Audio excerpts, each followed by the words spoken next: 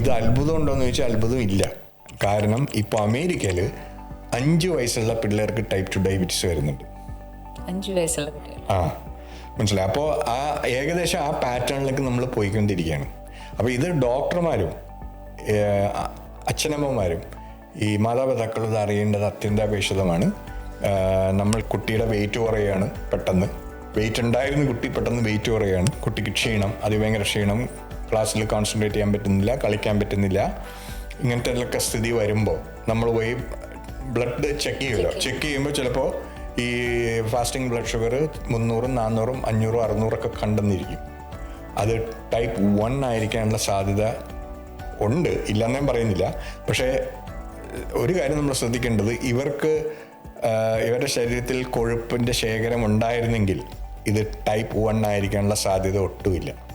Insulin എന്ന് പറഞ്ഞ hormone ഇല്ലാതെ ഒരിക്കലും നമുക്ക് കൊഴുപ്പ് ശേഖരിക്കാൻ പറ്റില്ല. മനസ്സിലായി. അപ്പോൾ ഈ ഒരു യാർഡ് സ്റ്റിക്ക് വെച്ചിട്ടാണ് ഞാൻ ഈ പലരെയും ചെക്ക് ബോക്സ് അതാണ് നോക്കണം. ഇവർക്ക് വെയിറ്റ് ഉണ്ടായിരുന്നോ ഇല്ലയോ. വെയിറ്റ് ഉണ്ടായിരുന്നെങ്കിൽ കൺസിഡർ ടൈപ്പ് 2 ഡയബറ്റീസ്. കാരണം ഇത് കോമൺ ആയിട്ട് വരികയാണ്. എന്നിട്ട് നമ്മൾ അവരെ വിളിച്ചിട്ട് ഒന്ന് ചോദിക്കണം എന്താണ് ഭക്ഷണം കഴിച്ചുകൊണ്ടിരുന്നത് മുമ്പ് എന്ന് ചോദിച്ചു കഴിഞ്ഞാൽ കറക്റ്റായിട്ട് പറയും.